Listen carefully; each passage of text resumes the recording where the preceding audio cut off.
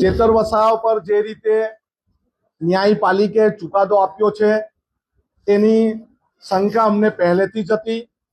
આ સરકારના વિરોધમાં કોઈ પણ બોલે, કોઈ પણ આંદોલન કરે અથવા એના વિરોધમાં અવાજ ઉઠાવે એટલે એને કોઈ પણ રીતે સંડોવવાનો, એને કોઈ પણ રીતે ભેરવવાનો એ આદિવાસી સમાજ પરનો અત્યાચાર છે અને એ ભાજપની સરકાર હર હંમેશા કરી આવી છે।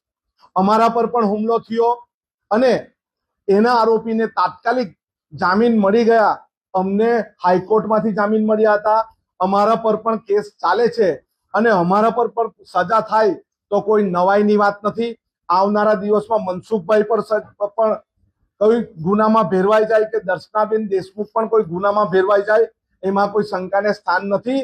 આ સરમુખત્યાર વાળી સરકાર છે, જી હજુરી વાળી સરકાર છે। આના વિરોધમાં કોઈ આંદોલન કરે અથવા કોઈ આદિવાસી સમાજના કોઈ ગરીબ લોકોને વનકર્મી દ્વારા રંજાડવામાં આવે પણ જો કોઈ ધારાસભ્ય અવાજ ઉઠાવે તો એના પર ગુનો દાખલ થાય। એને ગ્લાસ માર્યો કે નહીં માર્યો એ પછીની વાત છે। મારું માથું ફોડી નાખવામાં આવ્યું, મને પાંસળી મારી ભાંગી નાખવામાં આવી, છતાં પણ એના પર 302 નો ગુનો દાખલ કરવામાં ન આવ્યો અને મારા પર જ 3 જેટલા ગુના લગાવવામાં આવ્યા।